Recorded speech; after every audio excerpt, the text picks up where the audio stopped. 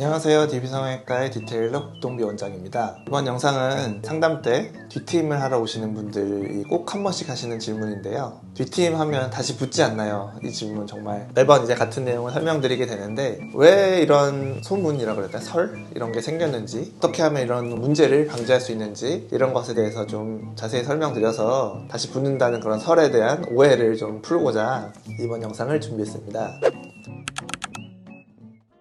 그런 소문이나 설이 생기는 이유에 대해서 생각을 해보면요, 먼저 이제 뒤트임을 비절개 방식으로 하는 병원들이 좀 있어요. 뽑는 실밥이 없다, 바로 일상생활이 가능하다, 그러면서 이제 효과는 있다, 이렇게 고객층을 타겟으로 이렇게 비절개 뒤트임을 많이 하시는 곳들이 있는데요. 정말 회복할 시간이 없고 당장 일을 하셔야 되는 분이라서 그런 방법을 할 수밖에 없다고 하신다고 하면 의미는 있을 수 있다고 생각해요. 약간은 눈이 커질 수 있겠죠. 그 방법을 해보신 분들이 결국에는 나중에 시간이 나실 때 제대로 된 절개 뒤트임을 하러 오시는 경우가 참 많거든요. 그런 비절개 방식을 하는 뒤트임에 있어서 원래 자리로 돌아가라는 경향이 있을 수밖에 없거든요. 실로만 당겨놓는 뒤트임은 실이라는 거는 힘이 빠질 수밖에 없고 느슨해질 수밖에 없기 때문에 제자리로 가려는 경향이 있어요. 다시 붙었다 또는 원래 자리로 돌아갔다, 이렇게 말씀하시는 분들이 계신 것 같고, 절개 뒤트임의 경우에도 중간중간에 이제 어떤 중요한 과정들, 피부 처리 이런 것들을 잘못했을 경우에는 뒤트임한 부위 사이가 붙어버리는 경우도 실제로 있는 것 같아요. 뒤가 이렇게 뾰족하게 되는 게 아니라 디귿자 모양, 디귿자가 된 분들을 해결 방법에 대해서는 따로 영상을 제작할 예정이니까요, 나중에 그 영상 봐주시기 바라고요. 뒤트임한 부위 눈 뒤쪽 사이가 디귿자든 붙었든 이런 문제는 전문용어로 하면 웨빙이라고 말을 할 수도 있어요. 뾰족하게 터야 되는데 거미줄이라고 하죠. 웨빙, 웹. 반복되는 염증이든 아니면 자주 비벼서 손대거나 그래서 생긴 것이든 여러 가지 흉터가 형성된 것이든 여러 가지 이유로 붙어버리는 경우로 뒤트임이 붙었다, 이렇게 생각하실 수 있고요. 실제로는 붙지 않았는데 붙었다고 생각하시는 경우도 상당히 많아요. 그건 왜 그러냐면 뒤트임이라는 거는 이제 눈이 그냥 뒤로 길어지는 것이지 어떤 쌍꺼풀이 생긴다던가 눈 모양이 확 변한다던가 그런 건 아니잖아요. 사람이 자기 눈 길이를 재서 알고 있는 것도 아니고, 수술을 하고 나서 이제 몇 개월 살다 보면 예전에 자기 눈 모양을 까먹게 마련이에요. 사람은 망각의 동물이라고 하잖아요. 사진으로 이제 비교하지 않으면 원래대로 다시 작아진 것 아닌가, 이런 생각을 하실 수 있는 것 같아요.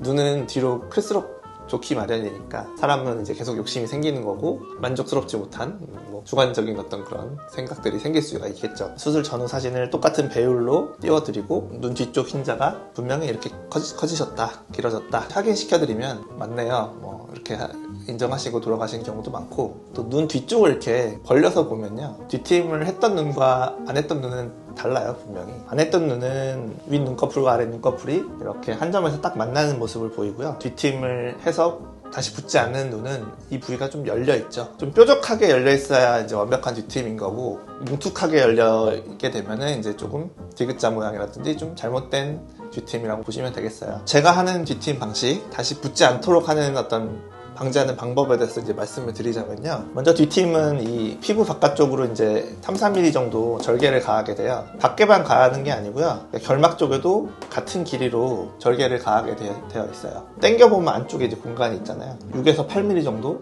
절개를 가하는 거죠. 이 지점과 이 지점을 꼬매게 되겠죠. 일자로 짠 거를 그냥 꼬맸으니 위아래로 피부가 남겠죠. 그거는 이제 도구이어, 남는 피부를 도구이어라고 하는데, 그거는 이제 처리해서 결국 깔끔한 이런 뾰족한 괄호 모양, 뒤트임 모양을 이제 만들어내야 하는데요. 그 전에 이제 해야 될 것들이, 절개를 가한 다음에 제가 더블피스 듀얼팀에서도 설명을 드렸는데요, 골막까지 접근을 해야 돼요. 이거를 피부 외부만 자르고 째고 꼬매고 도구이어 처리한다고 되는 게 아니거든요. 더 깊은 조직도 같이 이중으로 고정을 해줘야만 다시 원래대로 돌아가지 않기 때문에 골막까지 접근하는 과정이 필요할 것이고요. 상당히 깊이에 있어요. 그래서 파고들어서 접근을 하고 골막 고정을 하게 되겠죠. 눈꼬리가 이제 높지 않으신 분의 경우에는 짠 부위 그대로 같은 높이에 고정을 하게 되고요, 눈꼬리를 좀 낮출 필요가 있는 분들의 경우에는 짠 부위보다 좀 밑에다 고정을 해주면 눈꼬리가 좀 더 낮아 보이는 효과가 날 수 있겠죠. 다시 원래대로 돌아가지도 않고요. 골막 고정이라는 과정이 뒤트임이 붙는 것을 방지하는 데 아주 중요한 과정이 되겠고요.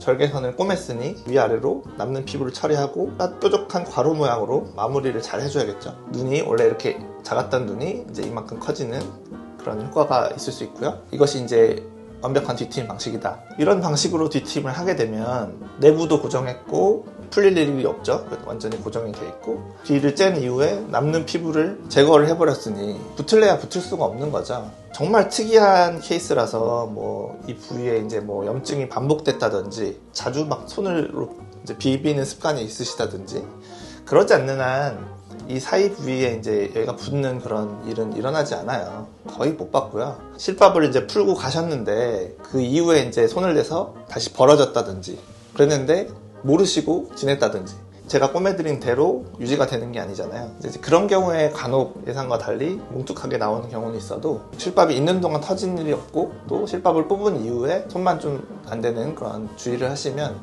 이대로 이제 아물기 때문에 붙지 않는 그런 뒤트임이 될 수가 있습니다.